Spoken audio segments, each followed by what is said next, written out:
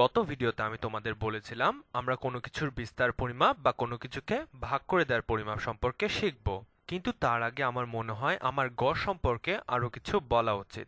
কিন্তু তা করার আগে আমি জনসংখ্যা এবং নমুনার মধ্যে পার্থক্য দেখাতে চাই।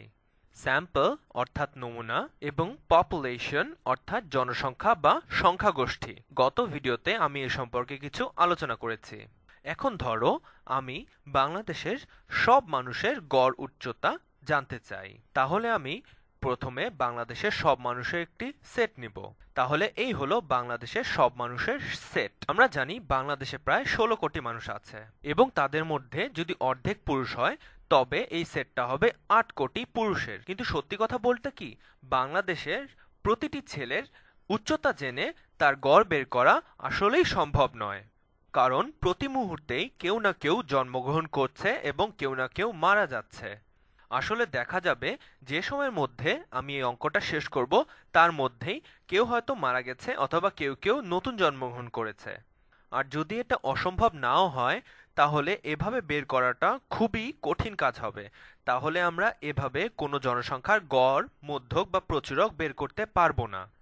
তাই জনসংখ্যার উচ্চতা বের করার জন্য সবচেয়ে ভালো উপায় হবে যদি আমি একটা নমুনা নিয়ে তার গড় বের করি। তাহলে আমি যা করব তা হলো আমি বিভিন্নভাবে কিছু মানুষ নিয়ে তার নমুনা তৈরি করব এবং এটা আমার স্কুলের ফুটবল টিমের মতো নির্দিষ্ট কোনো জায়গা থেকে হবে না, কারণ তাহলে সবার উচ্চতা প্রায় কাছাকাছি থাকবে। আমি বিভিন্ন জায়গা থেকে বিভিন্ন ধরনের মানুষ নিয়ে এলোমেলোভাবে এই নমুনাটি ঠিক করব। ধরো আমি 10 জনের উচ্চতা নিয়েছি। আসলে আমি যত বেশি জনের উচ্চতা নিব আমার গড় সঠিক হওয়ার সম্ভাবনা ততই বেশি। আমার প্রাপ্ত উচ্চতাগুলো হলো 5 ফুট, 6 ফুট, 5.5 ফুট, 5.75 ফুট এবং 6.5 ফিট। এই হলো 5 জন মানুষের উচ্চতা যা নিয়ে আমি নমুনা তৈরি করেছি। বিচ্ছিন্নভাবে কিছু মানুষ নিয়ে নমুনা তৈরি করা যায় কিভাবে তা আমি পরে আলোচনা করব। সময় স্বল্পতার কারণে আমি 5 জন মানুষেরই একটি সেট নিয়ে গড় বের করব। তাহলে এটাই হবে আমাদের সংখ্যাগোষ্ঠীর নমুনা। আমি আগে যেভাবে পুরো জনসংখ্যার উচ্চতা নিয়ে বীজগণিতীয়ভাবে গড় বের করতে চেয়েছিলাম তার বদলে এখন আমি যা করব তা হলো শুধু এই নমুনা অংশটুকুর গড় বের করব এবং এটিকে বলা হবে নমুনার গড়। এখন আমি তোমাদেরকে কিছু চিহ্নের সাথে পরিচয় করিয়ে দিচ্ছি। পরিসংখ্যানে যদিও এটাকে মিউ বলা হয়, আসলে এটা একটি গ্রিক অক্ষর যাকে গ্রিকরা এম বোঝাতো। তাহলে মিউ হলো জনসংখ্যার গড় অথবা ইংরেজিতে পপুলেশন মিন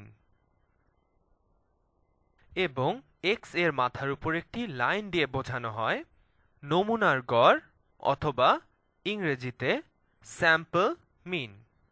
এগুলো না জানলে হয়তো তুমি দ্বিধায় পড়ে যেতে পারো, কারণ গড়ের কথা বলার সময় অনেক জায়গায় মিউ ব্যবহার করা হয়, আবার কখনো মাথার উপর লাইন সহ এক্স ব্যবহার করা হয়। তাহলে পার্থক্য কোথায়? এটা দিয়ে জনসংখ্যার নমুনার গড় বোঝানো হচ্ছে এবং এখানে বোঝানো হচ্ছে সম্পূর্ণ জনসংখ্যার গড়। এখন এই দুটো জিনিস হিসাব করার পদ্ধতি কিন্তু একই। তুমি যদি সম্পূর্ণ জনসংখ্যার গড় বের করতে চাও তাহলে ওই নির্দিষ্ট সময়ে তুমি 8 কোটি মানুষের উচ্চতা নিয়ে যোগ করবে এবং যোগফলকে 8 কোটি দিয়ে ভাগ করবে।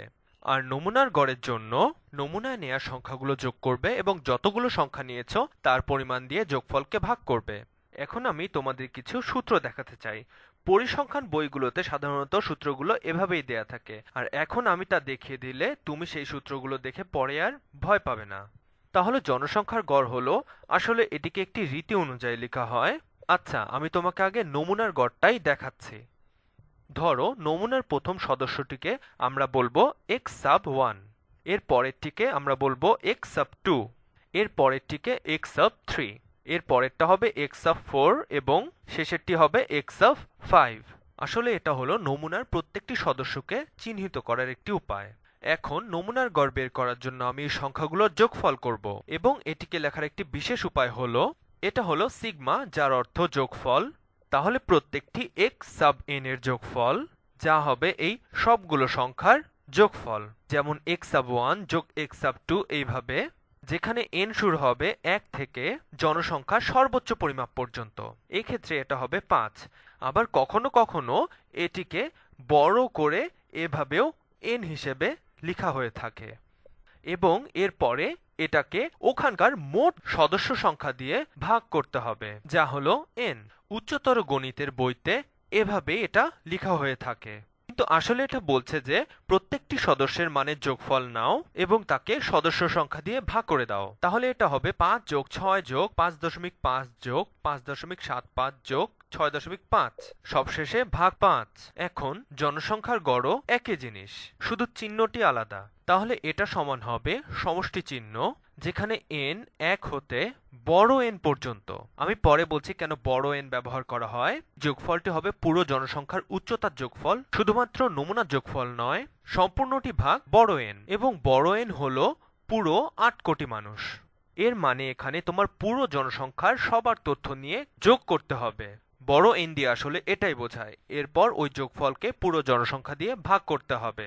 অপরদিকে ছোট n হলো এক ধরনের চিহ্নরীতি যা প্রকাশ করে একটি ছোট সংখ্যক জিনিস, সম্পূর্ণ জনসংখ্যা নয়। কিন্তু এই দুটো গড় হিসেব করার পদ্ধতি কিন্তু একই। যাই হোক, আমি তোমাদেরকে আজকে এতটুকুই বুঝাবো। যদিও এটি খুব সাধারণ ধারণা, তবুও তুমি যদি ভালোভাবে না বুঝতে পারো যে নমুনার গড় এবং জনসংখ্যার গড় আলাদা, তাহলে পরবর্তীতে তুমি দ্বিধায় পড়ে যাবে। আর দেখো, এই সূত্রগুলো কিন্তু একটু আলাদা। কখনো মিউ ব্যবহার করা হয়েছে, আবার কখনো একটা লাইন সহ এক্স ব্যবহার করা হয়েছে, যা হলো নমুনার গড়। যাই হোক, পরের ভিডিওতে আবার দেখা হবে।